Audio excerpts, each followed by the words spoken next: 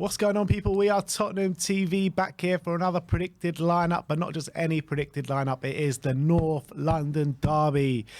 4:30 kickoff on Sunday, and I don't know if I'm looking forward to it or not looking forward to it, but to be honest, I'd like to just fast forward this weekend and see what the outcome is, because my nerves are going absolutely crazy. But Antonio Conte has done his press conference. The team news is out, and what are we looking at? So positive news, Dejan Kulusevski, obviously we reported he returned to first team training a few days ago, and Conte says he is ready to play and ready to start in this game. So he should be available, and expect to see Kulusevski in the lineup this weekend. He's unsure about Rodrigo Bentancur and Richarlison, who he says he needs another training session to see if they're going to be available to play. Lucas Moura, he was talking about him, and pretty much confirmed that he's not going to be sign a new contract at the end of the season, and he said he's still injured and unavailable. But other than that, everyone else is available. Yeah, and talking about Bentancur and Richarlison, if they do have maybe 45 minutes in their legs, what great options to have off the bench. Be very valuable, especially with 5 subs. We need all the options we can get. Yeah, exactly.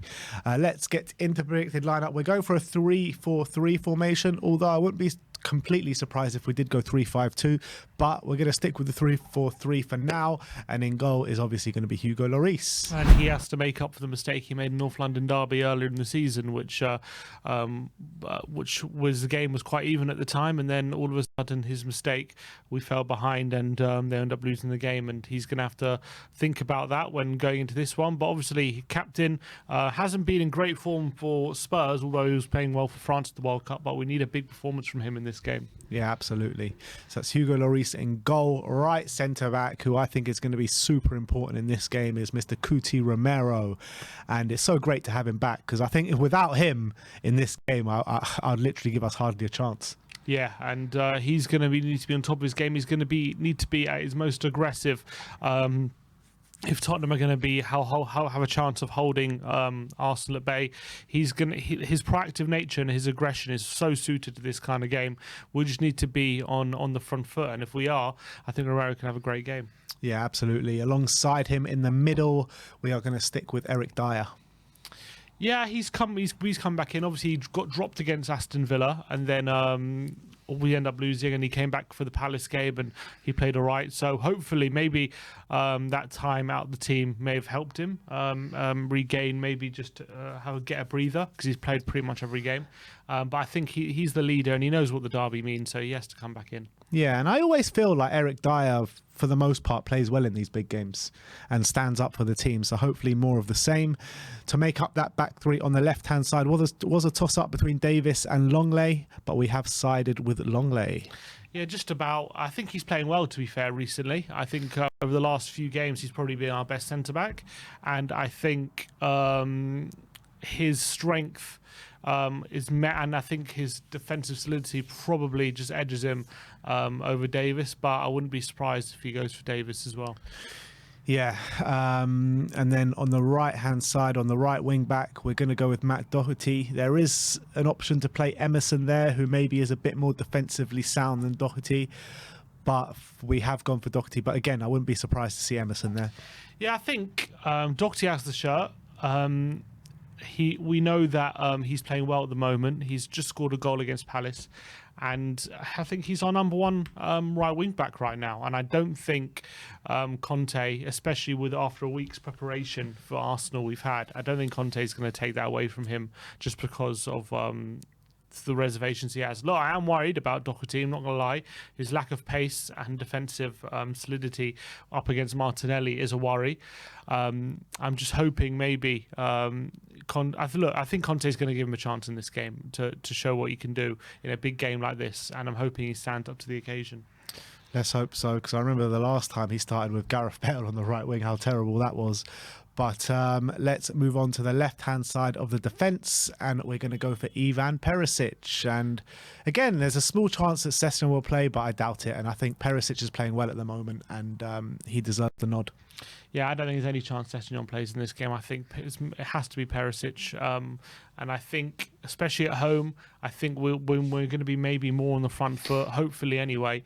We need someone like Perisic to ask questions of that Arsenal back line and the wide areas, and especially someone like Saka.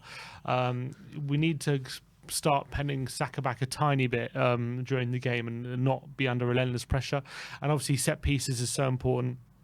And as you say, he's on good form. He got an assist against Palace the other week, last week. So I think he's playing well at the moment. So I think he keeps his place. All right, so let's run through that back line with you guys one more time. It's Hugo Lloris in goal, Doherty right wing back, Perisic left wing back, a back three of Romero, Dyer and Longley. Let's move into the midfield now, and this was the question on everyone's lips: who is going to take Bentancur's place? Seeing as we're going to go with the argument that Bentancur isn't fit enough to play this game, we've gone for Yves Bissouma. Me personally, I'd probably start Sarr if it was between the two, but we have given the nod to Bissouma because he's the most, he's played the most out of the two. Yeah, I think just the experience, and I know that Conte said after Sarr's last appearance, that there is a hierarchy and Sarr has to respect that. And I think he's alluding to the fact that although Sarr, he's impressed with him, he still has to earn his place. And I don't know if one good appearance is enough to start a North London derby, or maybe not. But look, to be fair, he's been playing well, Sarr. So you've got to give him credit. And I am impressed with him. I think maybe if this game was in a few games' time, maybe we would see him. But I think it's just a few games too early, potentially, this game. So we've gone with Bissouma. Hopefully he would have learned some of the lessons after some flat performances in a double pivot in previous games. Obviously he prefers midfield three, and it's not beyond the realms of possibility we do play midfield three in this game, which would definitely suit him more. But we're going for the double pivot, and we're thinking Bissouma will get the nod. Hopefully it'll lead to an improved performance. Yeah, let's hope so. But I've never been really comfortable watching him in a midfield two as of yet. But hopefully this can be the start to springboard his Spurs career. But alongside him, we're going to go with Pierre-Emile Højbjerg. And I think Højbjerg has been a bit lackluster the last couple of games since coming back from the World Cup. So hopefully he can get back to basics here against Arsenal. Yeah, I thought Villa at home he had a really poor game, but I thought against Brentford obviously he scored, and against Palace I thought he did a decent job. So maybe things are getting better. Obviously, he's had by and large a good season, and he's going to need to be on top of his game in this one if Spurs to get anything out of it. He's going to have a tough job having to monitor the likes of Odegaard, Xhaka and Partey, but also take some opportunities to get forward and try and get some goal contributions like he has throughout the season, which is going to be important. So he's got a big job on his hands. And let's hope he's up to the challenge. It's going to be very, very difficult for him, especially without Bentancur next to him. Absolutely spot on. With a midfield two of Højbjerg and Bissouma, let's move on to the attack. On the right-hand side, Dejan Kulusevski is back in the frame, and Antonio Conte all but confirmed that he will be playing a part in this game.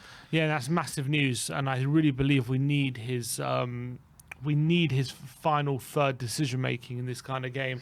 If you remember back at the Emirates a few months ago, we lost 3-1. We had so many chances on the counter attack to exploit Arsenal on a counter and exploit the space Arsenal left, but Son and Richarlison's passing on the day and decision making was just not up to scratch. And if it was Kulusevski there in those situations, I believe we would have created far more chances than we did. And Kulusevski is so important to our creativity and also getting more out of Kane Son as well. And it's very great, very good news that he's back and available, and I'm banking on him to make a big impact.